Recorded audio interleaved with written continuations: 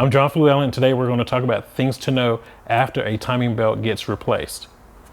Once you have everything installed, you want to check and make sure all of your components are tight, make sure all your hoses are assembled correctly, make sure your spark plug wires are where they're supposed to be. On some instances where you had to disconnect the radiator hose, make sure that's back on.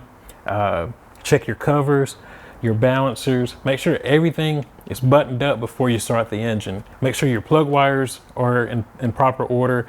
Make sure your hoses are all connected. Make sure your vacuum lines, if any, are all connected. Anything that you may have taken apart, make sure it's firmly put back together and that nothing is loose, and to make sure that there are no leaks. Most importantly, make sure you don't have any tools stuck around in here or left around anywhere in the engine, so when you start it, any of those tools become a projectile. Now, once you've established everything is good, we are now ready for the test drive. Now, once you get out and start driving it, listen and observe for anything that's out of the ordinary.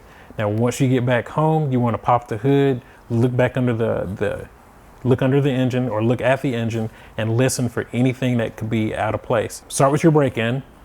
Check your manufacturer suggested break-in period. It could be 500 to 1,000 miles. Do it slowly. No jackrabbit starts, no accelerating really fast. Just gently break it in. And once you get your mileage up, then you can continue to drive normally. And that will make sure that everything seats properly, everything runs properly, and nothing's broken. Once you document your current miles, make note of when the next interval is to change your belt. And once that comes around, you'll know exactly when you started and how many miles you had. That way, there will be no question of how many miles you had since the last replacement. Now that you know what you should do after a timing belt has been replaced, it's time for you to go get a manual, go get your tools, and go get your hands dirty. I'm Jon Flewellen, and we'll see you next time.